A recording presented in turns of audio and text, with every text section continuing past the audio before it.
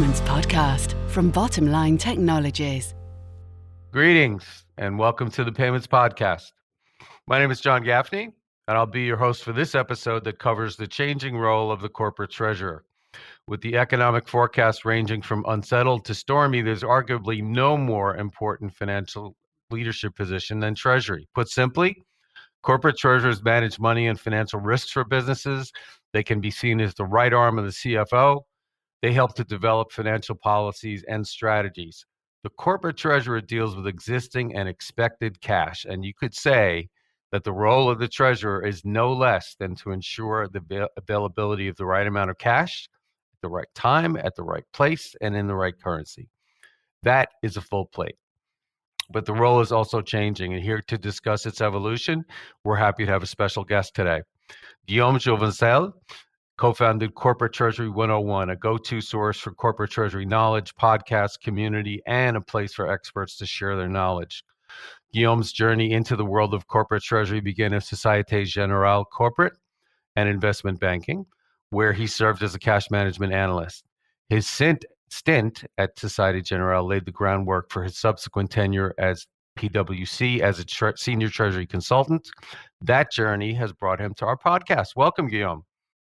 John, thank you so much for having me and for this very warm introduction. I'm going to try to keep up to the expectations, and I'm very happy to be here.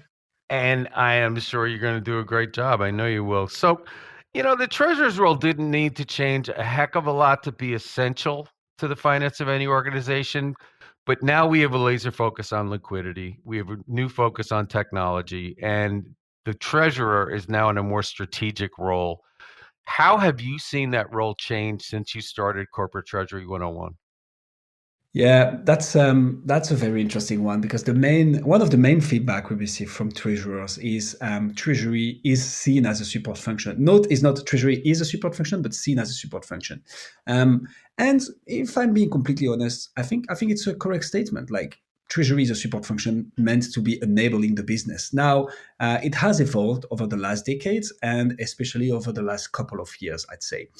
For a few years, we've been in a period of very low interest rates, and then all of a sudden COVID happens, and we have lots of liquidity injected into the economy. And then followed by that, we have hike in interest rates and inflation. And then quickly after that, we have worldwide conflicts. And all in all, cash is more expensive. As you mentioned, treasurers are the custodians of cash, but also the financial risk managers. And all of a sudden, foreign exchange risk management becomes critical, because when you have at the bottom line of your statement at the end of the year $100 million in FX loss, somebody is like, well, wait a minute, what's that? Like, who's responsible for that? How come we lost $100 million in foreign exchange in foreign exchange results? Sorry.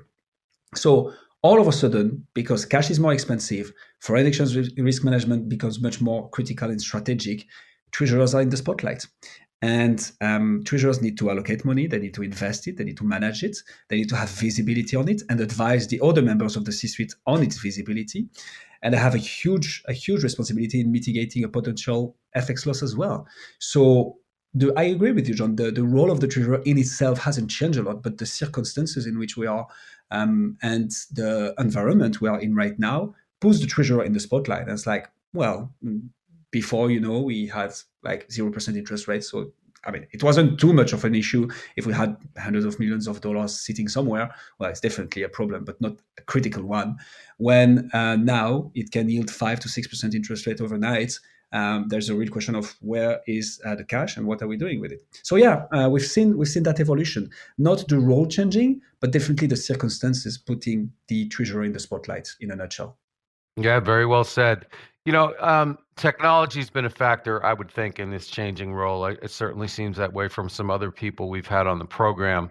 I want to get your take on the importance of treasury management systems. We did a research project called the Business Payments Barometer. And it showed in Great Britain, in particular, treasury management system usage jumped from 2022 to 2023 from 27 to 30%. Are you seeing that same uptick when you speak to treasurers and other finance leaders? We do. And what I find astonishing in the stats you just gave, John, is that it's still 37%. Like, it's less than it's 1 in 3. It's 1 in 3 treasurers that uses a treasury management system. Like, what does that say? We had a guest on the show say something that I really like, so I'm gonna quote him. It's Excel is still the most used TMS out there. And it couldn't be more true. Like, we really can relate to that. We had another guest recently who's the group treasurer of $1 billion company, and she still uses Excel as a TMS. So whilst that's happening, the people and the treasurers see more and more the importance of migrating towards something that is a bit more automated.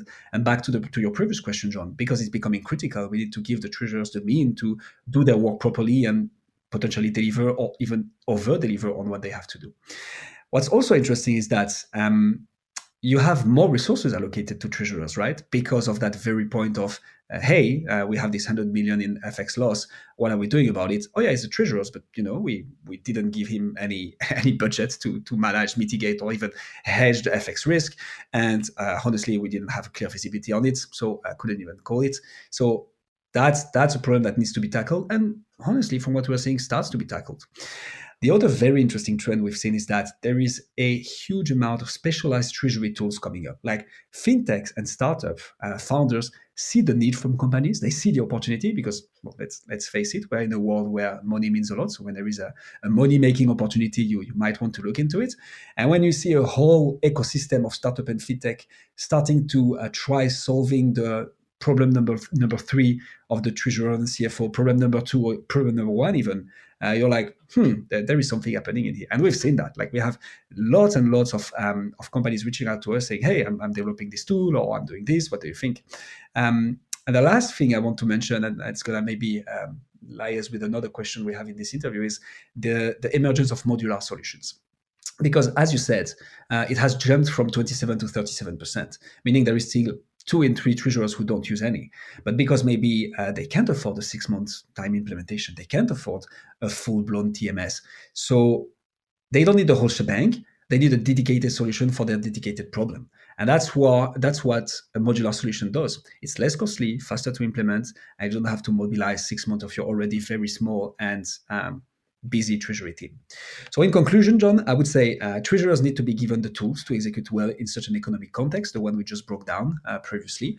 And that's definitely linking with, okay, what's the technology we're giving the treasurers, not only on the budget side from the company, but also like in terms of providers. Like, let's put the means and the tools into working what could solve treasurers' problem and give it to them.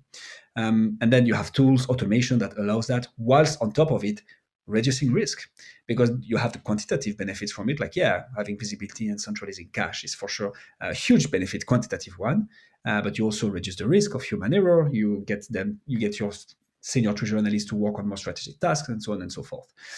So I think with that being said, it comes down to the business case for change to the CFO. Like, how did we get from 27 to 37%, and how are we going to get to the above 50%?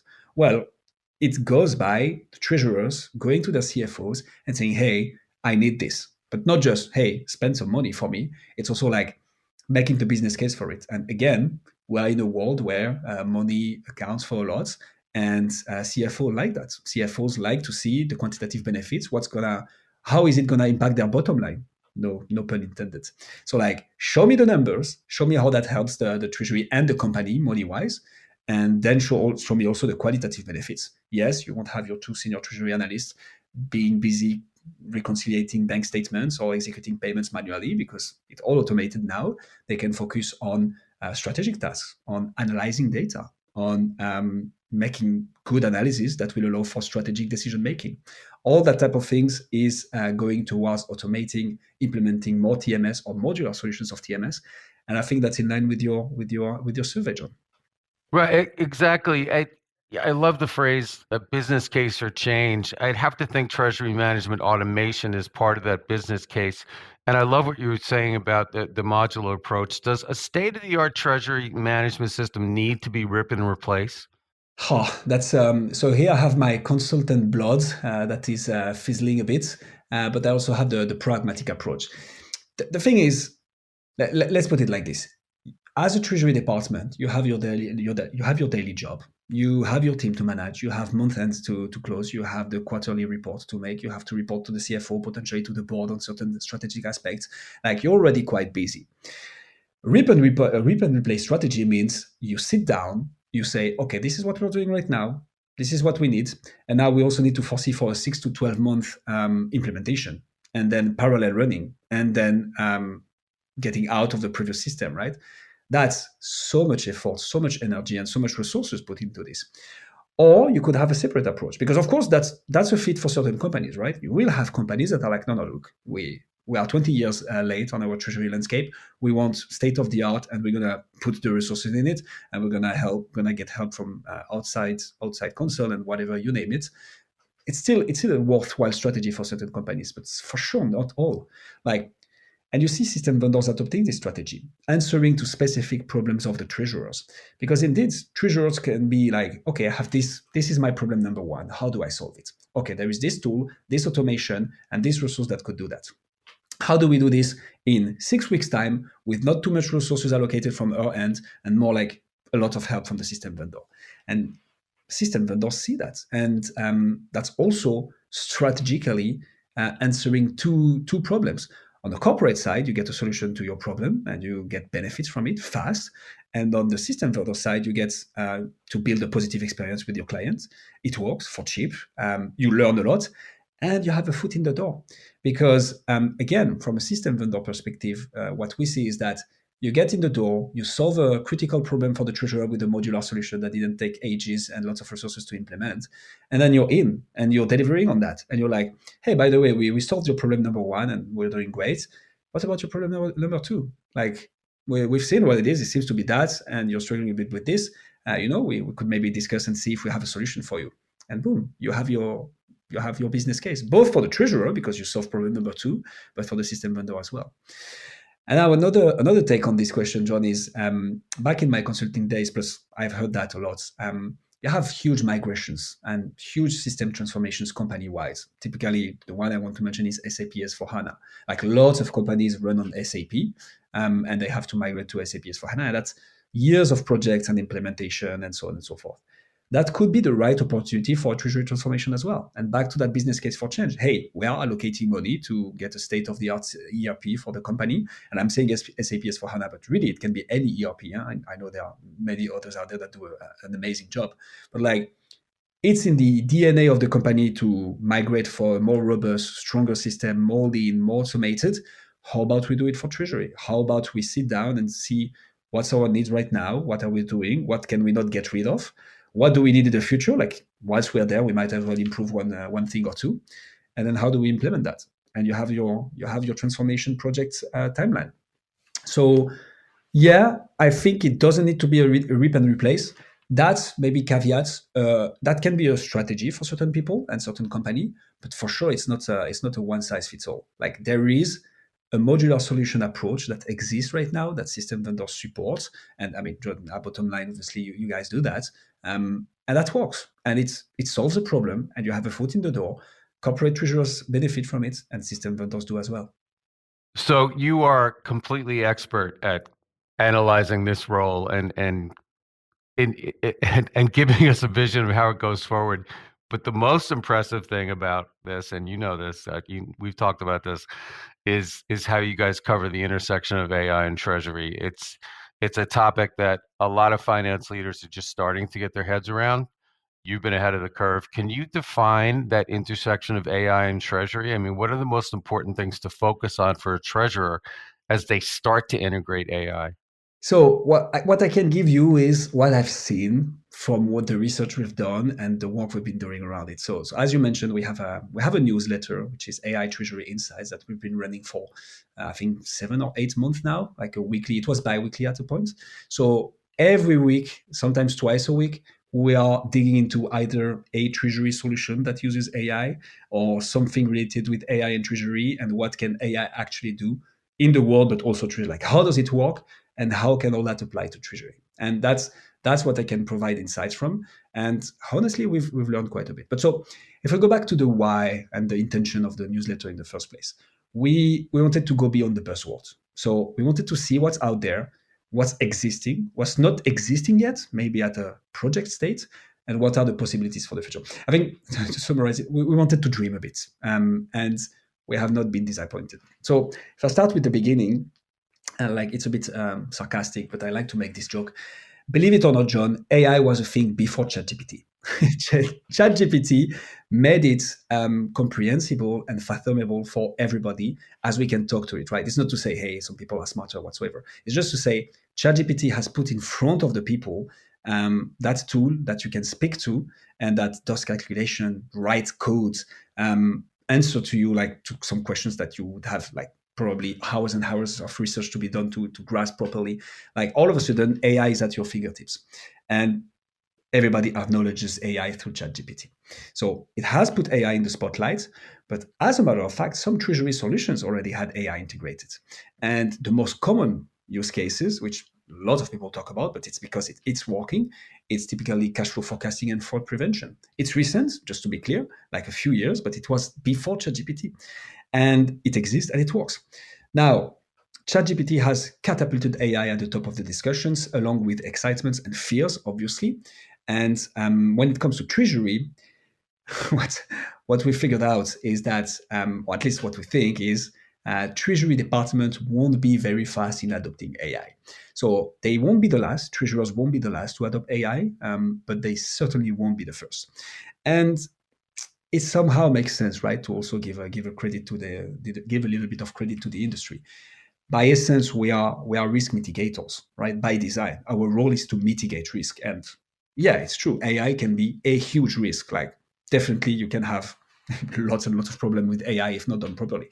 In the right ecosystem, in the right environment, done properly with the right system, AI can be absolutely fantastic, and I'm gonna come to it. But it's also a risk, and as it is the profession of a treasurer to mitigate risk, involving and like including AI in its department is not something that would be like the first intention for sure. What we foresee though, and already see actually, it's everybody, all the people gravitating around treasury departments that will make use of AI and empower treasury through that channel. So typically system vendors, banks, consultants, fintechs, startups, and also linked to the banks who often do integrations with those. Those are the third parties, let's say, who will adopt AI faster to get better services, better solutions, better products to serve the treasury department with and say, hey, now instead of 80% accuracy on your cash flow forecasting, we can get you to 95 because we're using AI. That's how we see AI entering into the treasury department soon, and as a matter of fact, already through certain systems. So yeah, and if we to break that down a bit and to make it into terms that we can all understand, like if we say fraud prevention, for instance, and if we compare a machine learning model versus a rule-based model. So to break it down, fraud prevention is rule-based. Basically, it's okay if that kind of payment isn't executed at that time for that amount from that bank account with that beneficiary from that sender, it's wrong. It needs to be rebooted. That's what we call rule-based. Like if it doesn't meet a certain bunch of criteria, we reject it. Or sometimes because the fraud is done properly, it goes through the net. The difference with machine learning is that machine learning will learn from all those errors. Machine learning, you feed it like billions and billions of transactions that happen, saying, hey, those are good transactions, learn from it. And then once you get it live, it will also get the wrong ones, and it will like sometimes fail, but it will learn from it. So on the long term, machine learning will always beat rule-based models. And what's interesting is that, what do we get from this? Let's say, and I'm completely going to make up numbers here, but it's just for the sake of the example. Rule-based model, let's say your fraud prevention system is 95% effective, the 5% remaining being they block a payment that shouldn't be blocked, all right? Because, for instance, the date was wrong, like it shouldn't be sent at that day. If machine learning can be even 1% more effective than a rule-based model, it's already gigantic. And it can, because what machine learning will do is, okay, in the past, I've seen that these particular clients always pays kind of the same amount with the same bank account, the same location, with the same reference number and so on.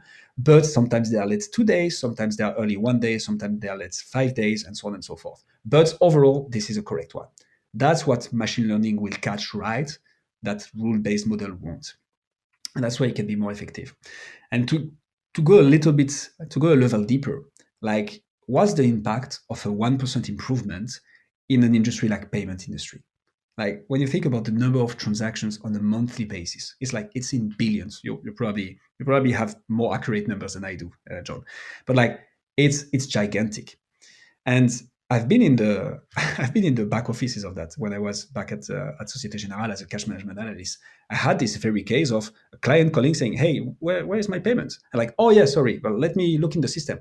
Oh yeah, it's gone for one day, but it has been blocked there, and then it has been sent back, and you need to redo it because that particular attack was missing a comma." Okay, how much time and resources do you lose on that? Like at the scale of the payment industry, if you can get it 1, 2, 3% better through AI, imagine the amount of money that it involves and the time and resources that you're saving. So that's what we're looking at here. That's what AI with allow and enable. It's like this incremental change of 1, 2, 3, and maybe even more percent that will completely change the face of an industry. Extremely well said. Thanks a lot for that. Obviously, you have your finger on the pulse of treasurers and other finance leaders, and they need to get smarter about AI. But what else do we need to get smarter about? What are some of the pain points you hear the most about? So I have a few in mind, and in a nutshell, that is talents, budgets, and staying up to date. So if I start with talents, and so one of the main feedback we receive is treasury is a support function, but the second most received feedback is there is no treasury degree out there, and it's hard to find good talents. There are some promising, by the way. There are some universities that are doing a good job at like trying to get the word of treasury out there. You have some universities that have a treasury module integrated into their finance degree, but there is no like treasury master degree or treasury PhD even, obviously. So recruiting junior staff is always a pain point for treasurer. And if you look at it, if you look at the job ads, you rarely see treasury analysts, let alone treasury assistants. I'm not saying assistant treasurer, I'm saying treasury assistant, which is the grade before treasury analyst. It's very often at least senior treasury analyst, because treasury departments are always like lean and like, because everybody says lean, but the real word is understaffed. You're not lean, you're understaffed, which okay, it's fine. Everybody's doing a good job, everybody's working hard, but so recruitment is super strategic, because adding one resource, you cannot always afford to train them from ground zero. So you need a senior treasury analyst who has an experience in cash management at a bank, or in systems at a system vendor, or even consultants. So what ends up happening is people get there by accident. People get in treasury by accident, and finding good talent is hard. And so the solution to that is we need to get the word out there. We need to make treasury looks fun. It is really. I mean, we started Corporate Treasury 101 for a reason, and honestly, it's a great career. So I think that's one of the main pain points, and the main thing we can do is let's get out there the group treasurers, but even like everybody from treasury department, right? As long as you have like a few years of experience, you have something to say about treasury, and like let's get out there, let's talk about treasury more. And also, it's a great career. I mean, honestly, if you look at the salaries in the UK or in the US, we have a friend who does the treasury salary survey. You can get really, really good career salaries and career growth in typically those two locations. So it's not only fun; it's like, yeah, you're gonna have a decent career. The second pain point we get is, oh yeah, but there is no budget for treasury. And back to treasury is seen as a support function. So obviously, when you see treasury as a support function, as a cost center, you're not gonna say on top, okay, I'm gonna unlock a couple $100,000 for that system implementation or that new solution. I think it's changing thanks to or because of the situation we are in. Back to the beginning of this episode, John, I was saying, yeah, treasurers are in the spotlight, and people are figuring out that they need to be given the ways and the solutions and the tools to work effectively. But I think treasurers still need to improve on how to make that business case for change. And to go a little bit deeper from what we've said earlier about how to do that business case, we had a very interesting guest saying, yeah, you have a bunch of regulations coming. You have a bunch of technological changes coming. So whether you want it or not, it's going to happen. So make it something profitable for you, and take it in advance, and take it early, and like start transforming before it's too late and before it's forced on you. Now, I also want to caveat on this one, because I also know, and I've also heard a lot, that treasuries are a very small team, so it's already hard to handle all the day-to-day, let alone any additional projects on top of that. But I think we're getting there, and like fighting for that budget is important, I think, to make that business case for change.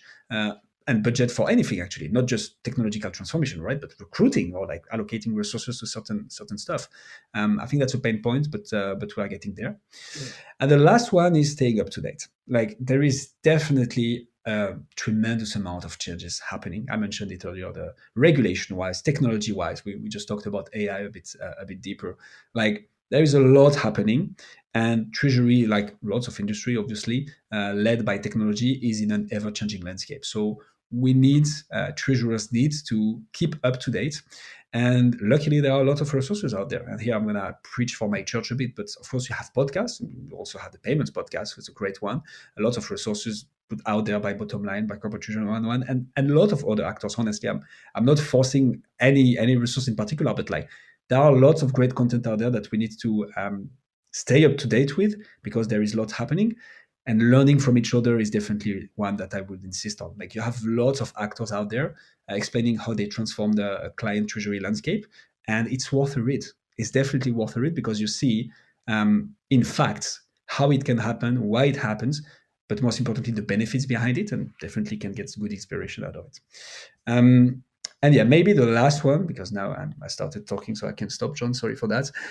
Real-time data.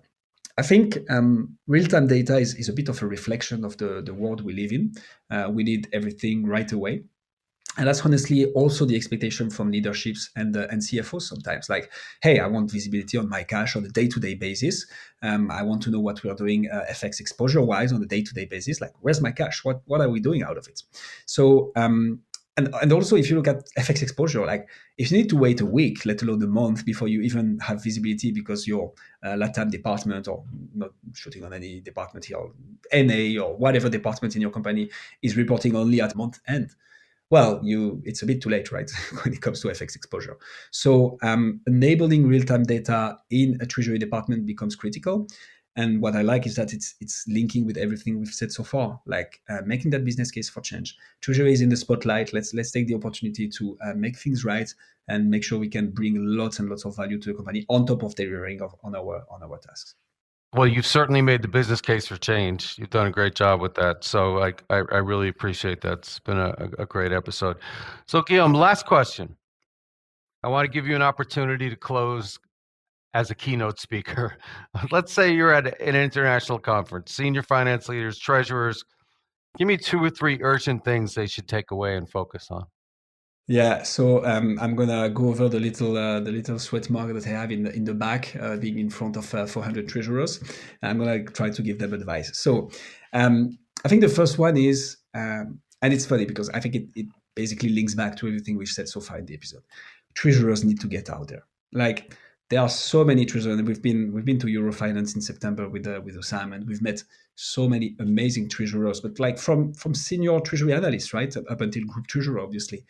People who have like dozens of years of experience or like even more, and you're like, but you know so much. There is so much insight and so much learning from your career. Like get out there, like speak about it, spread the word. I like to say spread the love of treasury. We need to do that, and that's not only like, hey, look at me, I've done this. It's like sharing best practices, talking about use cases, about learnings, about challenges as well, right? We're gonna soon interview, no spoiler, but somebody who has gone through a cyber attack. Like, how do you deal with that? Like, people need to get out there, treasurers need to get out there and inspire the younger generation to join the ranks, first of all, but also as an industry, like we need to collaborate. It's a small world, treasury. Like, let's get out there, let's share information, let's share use cases. And of course, here again, I'm preaching for my church, but not only podcasts, like videos, webinars. We're not doing webinars, conferences neither. Like, let's get out there. And I see so many great treasurers not getting in the spotlight or not enough, whilst they have so much to share. That's maybe the first inspirational thing I would like to say to those treasurers at my keynote. The second thing is a bit in the lines of what we do at Corporate Treasury 101, and especially with this newsletter, is like, let's embrace technology and changing technology and regulation as a driver for efficiency. And here is like, okay, bon, classic buzzword. But there is a real thing happening here. It's like AI, data, cloud, automation, like you name it. There are so much and so many things happening here. let alone the regulations. That episode we recorded about the changing regulations, it was a focus on Europe. But there is ISO 20022 coming, there is e-invoicing coming, there is B2B payments coming. Like, there are so many regulations that are going to affect treasury departments so heavily that treasurers cannot wait for these changes to be pushed on them, regulation-wise, but technology as well. And again, back to that business case for change. To quote that guest again, you're going to have to do it anyways. Like, it's going to happen, and whether it's going to be forced and pushed on you, like you're going to have to rush it and do it halfway good, might as well just sit now and say, okay, well, this is happening, this is coming, this is our time horizon. What are we doing about it? How are we making a business case for change? What are the qualitative and quantitative benefits that we can get out of it? And let's make it part of a master plan rather than being forced on us. And last one, which is kind of wrapping it all up, and that's literally the name of one of our biggest episodes, which is from support function to strategic partner.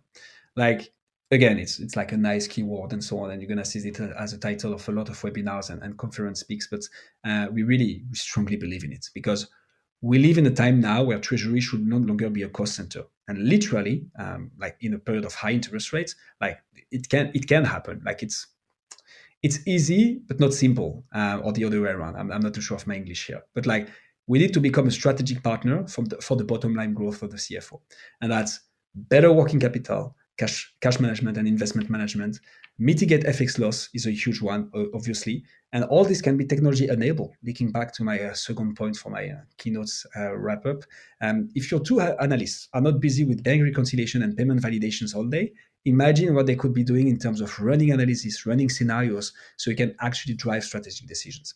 Like, all the things needs to be done, and it can be done. Like, if you manage to get, I don't know, a few millions of interest returns over the year, you practically pay for your treasury department. So like, it's doable. And then you get in the green area where you're like, hey, we are like literally making this company win money through treasury.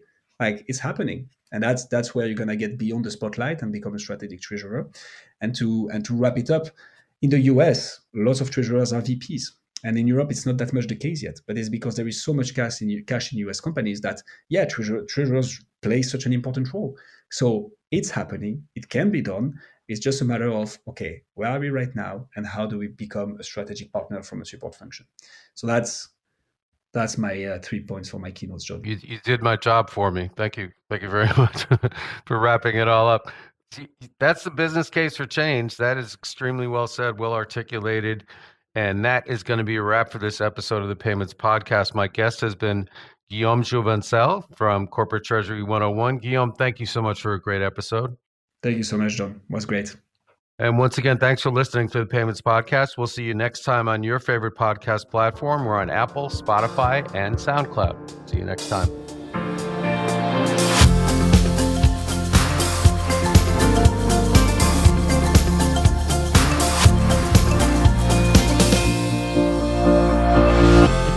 Podcast from Bottom Line Technologies.